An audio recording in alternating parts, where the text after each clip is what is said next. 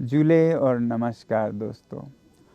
आज मेरी तबीयत थोड़ी बेहतर है, तो इसलिए मैं अब विस्तार से आपसे बातचीत करूंगा, अपडेट दूंगा। आज यहाँ पर फिर दिन में लगभग 1,500 लोग आए, जिनमें भिक्षुगण, विद्यार्थी, महिला, पुरुष, बड़े छोटे बहुत लोग आए।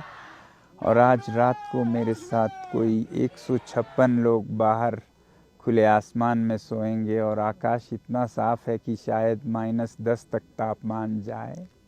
तो मैं ये कहना चाहता था कि ये जो लद्दाख के साथ विश्वासघात सा हुआ है अभी के सरकार से, जो वचन दिए उसका पूरा न करना, ये मेरे मन को बहुत सताता रहा है। बहुत व्याकुल हूँ, बहुत चिंतित हूँ।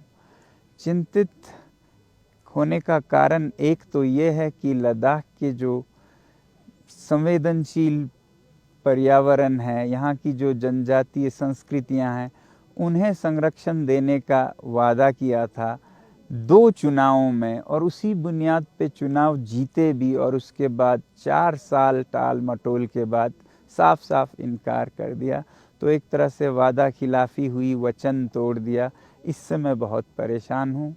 दूसरा परेशान होने का और बड़ा कारण है कि ऐसे उदाहरण से पूरे भारत पर बुरा असर पड़ेगा, और आगे चलकर सब नेता ऐसे ही चुनाव में कुछ भी वचन देंगे और उस वचन को पूरा नहीं करेंगे। नेताओं से सीखकर लोग भी अपने वचन तोड़ेंगे। कारोबार में, उद्योग में ऐसे सारे जो समझौते होते हैं उनकी अवहेलना करेंगे। अफरा तफरी होगी देश में अगर ऐसा ही हुआ। तो जब देश में सच्चाई को कद्र नहीं किया जाता है तो क्या होता है उस देश के साथ, आज मैं आपको ये उदाहरण सहित बताना चाहूँगा। दुनिया के देशों में, लगभग 180 देशों में, कौन कितना ईमानदार है, सच्चाई पे चलता है, और कौन कितना पानी में है, इसका मापदंड एक संस्था जिसे ट्रांसपेरेंसी इंटरनेशनल कहती है, वो हर साल करती है। तो यूँ सोचिए, दुनिया के 180 देशों की कक्षा में अपने भारत का क्या पोजीशन है। भारत जो कि अपने आप को विश्व गुरु बताता है, जहाँ पर अनेक धर्मों के अनुयायी हैं और धर्म के नाम पर हम कसम खाते हैं, लड़ते हैं, मर मिटते हैं, हजारों घंटे या दिन धर्म के नाम पर हम बिताते हैं, और हर धर्म, कोई भी धर्म हो, सच्चाई पे चलना सिखाते हैं। जब यही व्यवहार में आए तो भारत की क्या हालत है ज़रा देखिए। 180 देशों की कक्षा में हमारा महान देश प्रथम पोजीशन पे नहीं है, फर्स्ट पोजीशन पे, दूसरे पे भी नहीं है, तीसरे पे भी नहीं है, चौथे, 93वें पोजीशन पे हमारा देश है, फिसड्डी 93 पोजीशन पे। और हम सच्चाई की कस्में खाते रह जाते हैं। व्यवहार में ये हालत है। हमसे आगे तो चीन, जहाँ पर किसी धर्म को मानते भी नहीं है, बहुत आगे है। अब इस कक्षा में प्रथम द्वितीय कौन आते हैं पहली, दूसरी, तीसरी पोजीशन पे, ज़रा देखते हैं।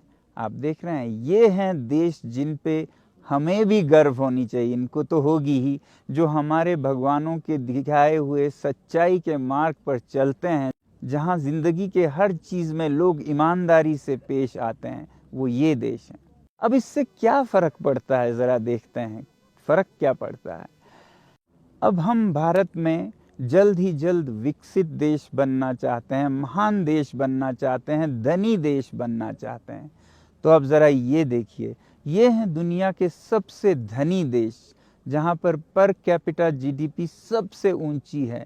तो इनको ज़रा देखिए, पहले 10 देश, आपको कुछ दिख रहा है? गौर से देखें तो आपको पता चलेगा कि ये जो सबसे धनी देश हैं, इनमें से आधे तो वही हैं जो सच्चाई के रास्ते पे भी सबसे ऊपर थे।